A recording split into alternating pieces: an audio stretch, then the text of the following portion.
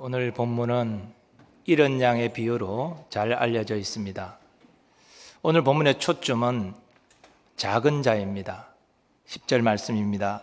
삼가 이 작은 자 중에 하나도 업신여기지 말라. 너희에게 말하노니 그들의 천사들이 하늘에서 하늘에 계신 내 아버지의 얼굴을 항상 배옵느니라. 주님은 제자들에게 이 작은 자 중에 한 사람도 업신여기지 말라 분명히 말씀하셨습니다. 본문의 맥락에서 볼 때 이 작은 자는 신자 중 작은 자입니다. 좀 더 구체적으로 이 작은 자의 의미를 살펴보면 오늘 본문이 마태복음 18장 1절에서 이어지는 내용이라는 것을 살펴볼 때에 이 작은 자는 육체적인 작은 자, 어린아이를 의미합니다. 근데 어린아이조차도 하나님의 생명이 있기 때문에 그를 업신여겨서는 안 된다. 주님은 말씀하고 계신 것입니다. 그러나 주님이 말씀하신 업신여겨서는 안 될 대상인 작은 자는 육체적인 작은 자에 제한되지 않습니다.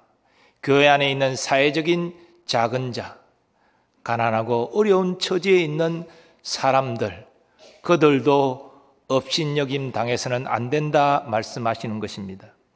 또 주님이 말씀하신 작은 자는 영적인 작은 자도 포함됩니다. 교회 안에는 아직 영적으로 어린아이 같은 사람들이 있습니다. 예수 믿은 지 얼마 되지 않은 분들, 또 예수를 믿은 지는 오래되었지만 그저 교회만 왔다 갔다 하면서 신앙이 자라지 않는 여전히 어린아이 초보 수준에 머물리는 그런 분들 있습니다. 그런 사람들도 업신여긴 당해서는 안 된다 주님께서는 말씀하고 계신 것입니다. 주님은 작은 자 중에 한 사람도 업신여기지 말아야 할 이유를 그들의 천사들이 하늘에서 하늘 아버지를 항상 배웠기 때문이라 그렇게 말씀하십니다. 여기서 우리는 하나님 자녀들 곁에 천사들이 있다는 사실을 깨닫게 됩니다. 그 천사들은 하나님 자녀 곁에서 뭘 하는 것일까요? 히브리서 1장 14절은 이렇게 말합니다. 모든 천사들은 섬기는 영으로서 구원받을 상속자들을 위하여 섬기라고 보내심이 아니냐. 즉 천사들은 하나님의 보냄을 받고 구원받은 백성들을 섬기는 일을 감당하고 있다는 것입니다. 그 천사들이 하늘에 계신 하나님 아버지를 항상 배웁는다 그렇게 말씀하십니다. 항상 배웁는다는 것은 어떤 의미일까요?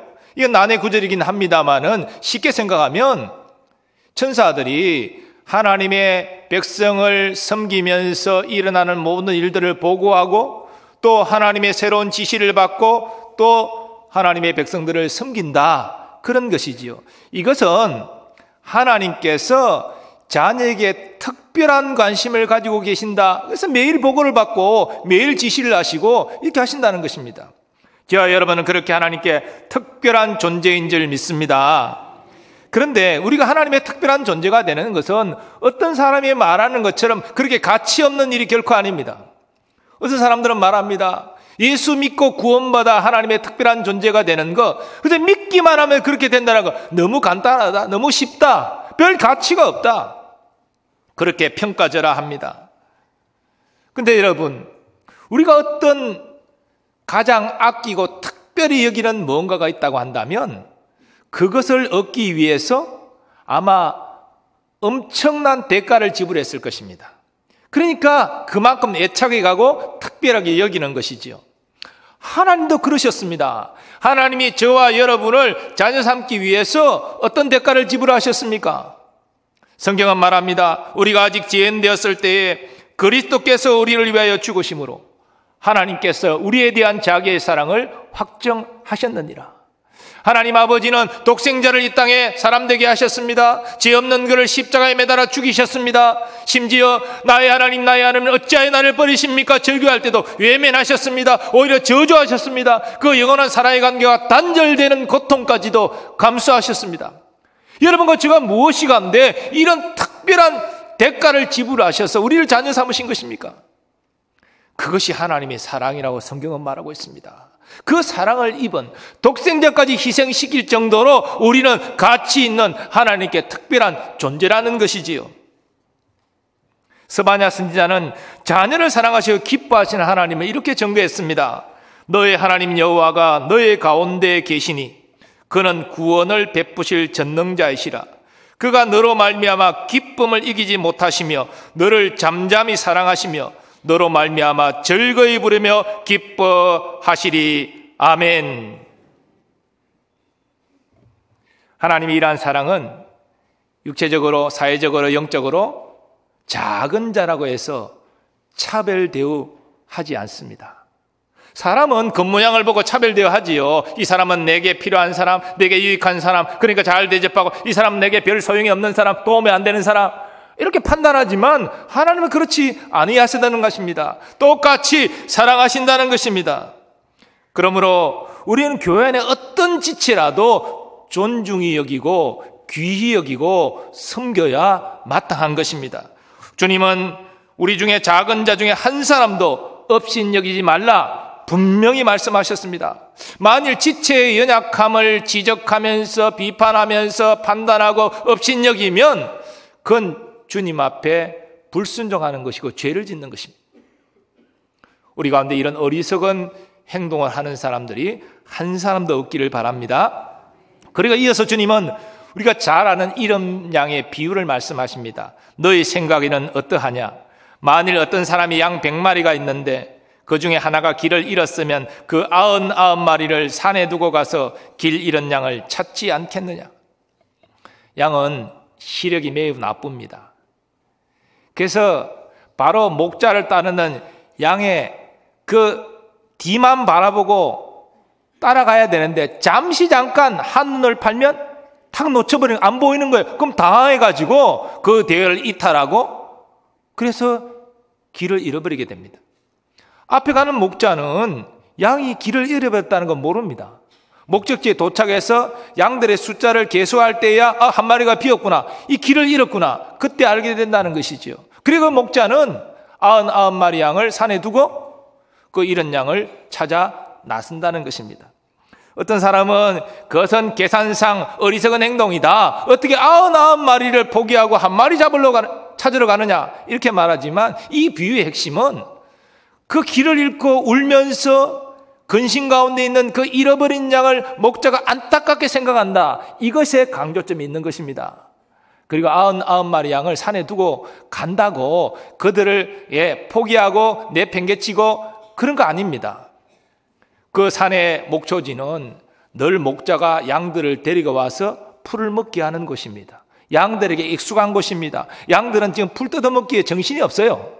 그리고 주위에는 목자가 데리고 다니는 한두 마리 개들이 그들을 지키고 있습니다. 이런 안전한 상황을 목자가 확인하고 잃어버린 양을 찾아 나서는 것입니다. 물론 이것은 비유입니다. 그래서 목자는 우리 예수님을 의미합니다. 우리 예수님은 요한복음에서 나는 선한 목자다 분명히 말씀하셨습니다. 선한 목자는 양들을 위하여 목숨을 버리고 양들은 목자를 알아보고 목자를 따른다, 그렇게 말씀하십니다.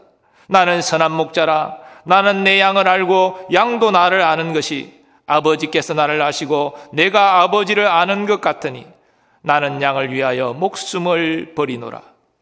그러므로 여러분, 이 산에서 평안히 풀을 뜯어먹고 있는 이 99마리 양은 하나님의 구원받은 신자들입니다. 아무 문제 없이 지금 행복하게 신앙생활 잘하고 있는 것입니다. 근데 한 마리 잃어버린 양은 구원받았지만 어떤 이유로 실족해서 지금 길을 잃어버렸습니다. 방황하고 있습니다. 여러 가지 이유가 있겠지요. 그저 세상에 한눈 팔다가 범죄해서 하나님과 멀어질 수 있습니다. 또 여러 가지 삶의 무게 때문에 낙심해서 근심하는 가운데 하나님과 멀어질 수 있습니다. 또 중한 질병에 걸려서 낙심해가지고 하나님과 잠시 멀어질 수도 있습니다. 또 어떤 사람으로 말미암아 상처받아서 교회 가기 싫다, 이렇게 방황하는 사람일 수도 있습니다. 근데 여러분, 이런 잃어버린 양을 향한 주님의 마음을 우리는 알아야 됩니다. 예수님께서 공생애 때 왜 가난한 자, 소외된 자, 병자, 죄인들 이들에 함께 하시고 식사하시고 교제하시고 그들을 돌보셨습니까? 그 아파하는 사람들의 고통을 공감하셨기 때문에 그렇게 하신 것입니다. 성경은 이것이 하나님의 변함없는 사랑이라 그렇게 말합니다. 내가 확신하노니 사망이나 생명이나 천사들이나 권세자들이나 현재일이나 장래일이나 능력이나 높음이나 깊음이나 다른 어떤 피조물이라도 우리를 우리 주 그리스도 예수 안에 있는 하나님의 사랑에서 끊을 수 없느니라. 우리가 어떤 상황, 어떤 처지 가운데 있다 할지라도 하나님의 결단코 우리를 포기하지 아니하시고 우리를 찾으시며 하나님의 것으로 만드신다는 것이지요. 실제로 우리가 신앙생활 하면서 세상에 욕심에 빠져서 한눈 팔고 범죄하고 그러면 하나님께 나아갈 면목이 없지 않습니까? 점점 예배를 소홀하게 되고 하나님과 멀어지게 됩니다. 또 삶의 무게 때문에 그럴 때 더 하나님께 나아가야 되는데 너무 힘드니까 예배드리고 싶은 마음도 일어나지 않고, 육신의 질병에 걸린 분들도 마찬가지 마음일 수 있습니다. 또 예수 잘 믿고 신앙생활 열심히 해보려고 그랬는데 막 찌르는 말을 하는 사람들 때문에 상처받아서 야, 교회가 다 이런 거냐? 나오고 싶지 않다. 방황할 때도 분명히 우리에게 있습니다.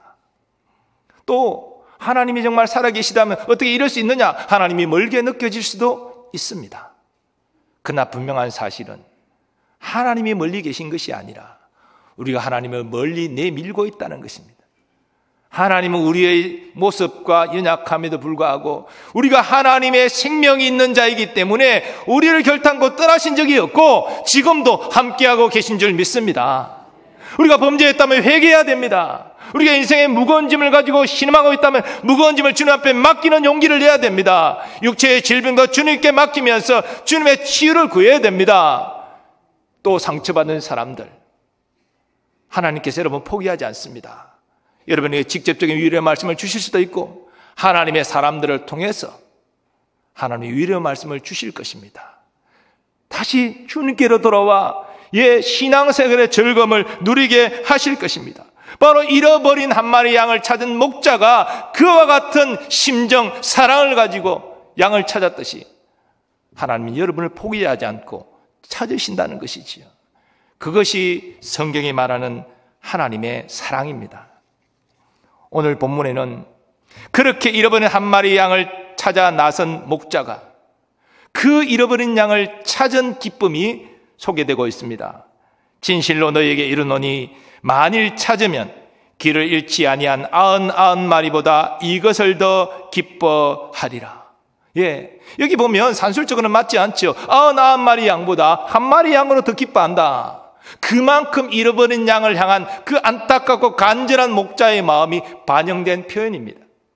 자, 그런데 오늘 본문 말씀을 보면 만일 찾으면 이렇게 단서를 붙이고 있습니다. 이것은 목자가 잃은 양을 찾지 못할 수도 있다는 것을 말하지요.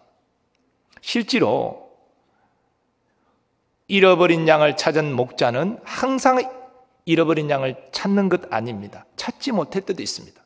벌써 사고가 난 거죠. 명수한테 벌써 끌려갔거나 아니면 길을 잃고 울다가 절벽에 떨어지는 이런 사고가 난 거. 그럼 목자가 못 찾는 것이죠. 영적으로 보면 무엇을 말합니까?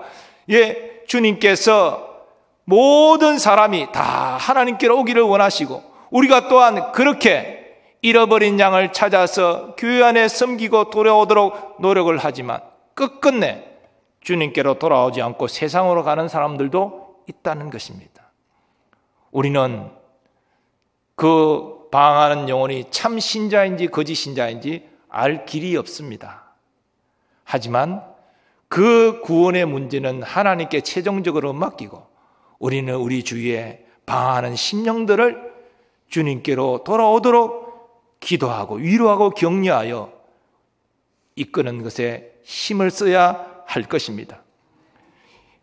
우리가 그렇게 기도하고 섬기고 권면하고 위로해서 다시 신앙생활의 즐거움을 누리는 모습을 보면 우리의 마음이 얼마나 기쁘겠습니까? 특별히 수고하고 애쓴 사람은 더욱 기쁠 것입니다. 그러나 가장 기뻐하시는 분이 계시니 바로 우리 주님이 진정한 선한 목자 되신 우리 주님께서 가장 기뻐하십니다. 왜냐하면 그를 위하여 주님은 하나님의 저주받고 생명까지 주셨기 때문입니다. 우리 하늘 아버지도 그를 구원하고 그를 온전히 세우기 위해서 독생자의 생명을 희생시키셨기 때문입니다.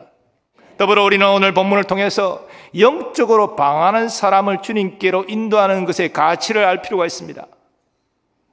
우리 예수님은 그것을 간절히 원하시는데 그 간절한 바람에 순응하는 사람은 주님께 이런 헌신을 한 것으로 주님은 인정해 주신다는 것입니다. 주님 말씀하십니다. 내가 진실로 너에게 이르노니 너희가 여기 내 형제 중에 지극히 작은 자 하나에게 한 것이 곧 내게 한 것이니라. 여러분, 우리 주위에 방황하는 교우들, 그들을 위하여 기도하고 그들을 주의 사랑으로 말없이 섬기고 그들을 위로하고 격려하며 그래서 소망이 다시 일어나 주님께로 나오도록, 그래서 신앙생활의 즐거움을 누리도록 헌신하는 것, 단지 그를 위해 한 것이 아니라 바로 주님에게 한 것이다. 주님을 그렇게 인정해 주신다는 것입니다. 주님이 인정해 주신다면 주님이 베풀 은혜와 상도 크지 않겠습니까? 여러분, 그것은 하나님이 가장 기뻐하시는 일인 것입니다. 우리 주위에 여러 이유로 낙심하고 방황하는 심령들 분명히 있습니다. 여러분 눈에 보일 때 그를 섬기라고 주님이 보여주신 것입니다. 기도하라고 보여주신 것입니다. 그것은 곧 주님께 충성하는 것이 되고 하나님의 은혜와 복을 받게 되는 귀한 역사가 이어지는 것입니다. 여러분에게 그런 것이 보이거든 위하여 기도하라는, 위하여 섬기는 주님의 뜻인 줄 알고 순응함으로 주님의 기쁨 되는 여러분 되시기를 축원합니다. 자, 그런데 누가복음에서 이런 양의 비유가 또 나옵니다. 이 누가복음에는 이런 양 비유의 강조점이 마태복음과 조금 다릅니다. 누가복음은 예수님께서 바리새인 서기관들에게 하시는 말씀으로 적고 있기 때문이지요. 물론 이런 양 비유의 내용은 같습니다. 너희 중에 어떤 사람이 양 100마리가 있는데 그 중에 하나를 잃으면 99마리 들에 두고 그 잃은 것을 찾아내기까지 찾아다니지 아니하겠느냐. 또 찾아낸 적 즐거워 어깨에 메고 집에 와서 그 벗과 이웃을 불러 모으고 말하되 나와 함께 즐기자, 나의 잃은 양을 찾아내었노라 하리라. 근데 이 누가복음의 비유를 통해서 강조하는 주의 말씀은 이렇습니다. 내가 너희에게 이르노니 이와 같이 죄인 한 사람이 회개하면 하늘에서는 회개할 것 없는 의인 99으로 말미암아 기뻐하는 것보다 더하리라. 아멘. 누가복음 맥락에서 작은 자는 신자가 아닙니다. 불신자, 잃어버린 양입니다. 예수님은 그 잃어버린 자를 찾아 구원하기 위하여 이 땅에 오셨습니다. 인자가 온 것은 잃어버린 자를 찾아 구원하려 함이니라. 예수님께서 공생의 여러 가지 고난을 겪으시고 십자가에서 자신을 온전히 내어주신 것은 바로 잃어버린 양을 구원하기 위함입니다. 예수님이 그렇게 하신 것은 성부 하나님의 뜻이 무엇인지를 아셨기 때문이고 성부 하나님께서 한 영혼의 가치와 무게를 천하보다 더 소중히 여기심을 아셨기 때문입니다. 여러분, 한 영혼의 가치와 무게가 천하보다도 소중하다는 것을 아시기 바랍니다. 우리가 다 함께 전도주일에 한 영혼 붙잡고 기도하고 그를 섬기고 교회로 인도하는 것이 결코 가치가 작은 것이 아니에요. 천하보다 소중해, 한 영혼의 가치가. 물론 많은 사람을 인도하면 좋겠죠. 그러나 한 영혼만큼이라도 위하여 기도하고 섬기고 교회로 초청하는 것은 천하보다 소중한 가치가 있다는 것입니다. 사랑하는 교우 여러분, 사도 요한은 우리가 하나님을 먼저 사랑한 것이 아니라 하나님이 우리를 먼저 사랑하셨다. 그리고 그 증거가 화목제물로 독생자를 이 땅에 보내시고 십자가에 달려 죽게 하신 것이다. 그렇게 말합니다. 여러분, 상식적으로 우리가 인간관계에서도 정말 엄청난 은혜와 사랑을 받았다면 빚진 심정을 가지고 그 은혜와 사랑을 조금이라도 갚으려고 하는 게 사람 된 도리 아니겠습니까? 근데 우리는 영원한 생명을 받았습니다. 갚을 수 없는 은혜와 사랑을 받았습니다. 그러면 우리가 하나님이 기뻐하신 일을 감당하는 것이 마땅한 것 아니겠습니까? 물론 우리는 지식적으로는 압니다. 하나님이 무엇을 기뻐하시는지. 우리 교회에 방황하는 영혼들, 더 나아가 예수님 아직 만나지 못한 영혼들, 그들을 기도하고 섬기고 주님께로 인도하고 구원의 즐거움, 신앙생활 즐거움 회복하게 하고 누리게 하는 것, 그 하나님 가장 기뻐하신다. 그런데 우리 실제 삶의 모습을 보면 우리는 그렇게 하나님이 기뻐하시는 일에 별 관심이 없는 것 같습니다. 우리의 기도의 내용, 우리가 늘 생각하는 것들, 우리가 막 시간을 투자하는 것들 보면 더 돈을 많이 벌고 더 건강해지고 더 승진하고 또 더 좋은 자동차를 타고 더 넓은 집 평수를 늘리고 자녀가 잘 되고, 우리는 이런 것에 더 관심이 많은 것 아닙니까?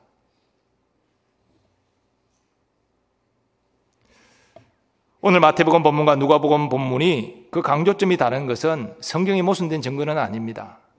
예수님이 이런 양의 비유를 말씀하실 때 한쪽에는 제자들이 있었고 한쪽에는 서기관 바리새인들이 있었습니다. 똑같이 이런 양의 비유를 말씀하시지만 강조점은 제자들에게는 너희 가운데 낙심하고 방황하는 심령들을 너희는 주께로 돌아와 신앙생활의 즐거움을 누리도록 섬겨라, 이렇게 말씀하셨고, 서기관 바리새인들은 너희는 하나님께 이런 양과 같은 죄인들이다. 나는 너희를 구원하러 왔다. 회개하고 나를 영접하여 하나님의 백성이 되어라. 이런 교훈으로 말씀을 하신 것입니다. 그러나 종합하면 하나님이 기뻐하시는 일은 두 가지 분명해집니다. 교회 안에 여러 사정으로 낙심하고 방황하는 영혼들을 돌보고 섬겨라. 내가 방황하지 않는다고 상관하지 않는 것이 아니라 나도 그와 같이 방황할 때가 있을 텐데 누군가가 너를 섬길 것이다. 서로 섬기고 신앙생활 즐거움을 누리도록 하라. 또 한 가지는 교회 안과 밖에 아직 예수 그리스도를 영접하지 못한 불신자들, 그들도 하나님께 잃어버린 영이고 그들이 회개하고 주께로 돌아올 때 하나님이 가장 기뻐하신다. 그들의 한 영혼이 천하보다 소중하다. 이 일을 네가 감당하라. 두 가지 주님이 기뻐하시는 일을 말씀하고 계신 것입니다. 사랑하는 여러분, 우리가 주님 앞에 설 때에 우리가 지금 많이 관심 가지고 노력하고 시간을 투자하는, 우리가 돈을 얼마나 가지고 있고 벌었느냐, 아무 의미 없습니다. 얼마나 많이 알고 있느냐, 아무 의미 없습니다. 얼마나 넓은 평수에 살았느냐, 그게 무슨 소용이 있습니까? 사람들이 얼마나 인정해주고 얼마나 칭찬해줬느냐, 아무 소용없습니다. 하나님이 기뻐하신 이 두 가지 일, 너는 어떻게 했느냐? 교회 안에서 여러 사정으로 방황하는 심령들을 너는 어떻게 섬기고 어떻게 도왔느냐, 어떻게 위로했느냐, 그거 물으실 것입니다. 그리고 너는 교회 안과 밖에 이 구원을 알지 못하는 이 하나님이 이런 양 죄인들, 그들을 어떻게 했느냐, 그에게 예수 그리스도 네가 만난 예수님을 증거했느냐, 물으실 것입니다. 주님이 물으실 때 여러분 자신 있게 대답할 수 있도록 주님이 기뻐하시는 일 감당할 수 있기를 바랍니다. 먼저 하나님의 한량없는 예수 그리스도의 은혜를 우리가 받았다는 사실을 기억하시고 하나님과 우리 주 예수님이 기뻐하시는 두 가지 일 잘 감당함으로 주님의 기쁨 되시고 이 땅 살아갈 때도 주님의 은혜와 복 안에 살아가시고 주님 앞에 섰을 때 착하고 충성된 종이라 칭찬 듣는 여러분 모두 되시기를 예수님의 이름으로 축원합니다.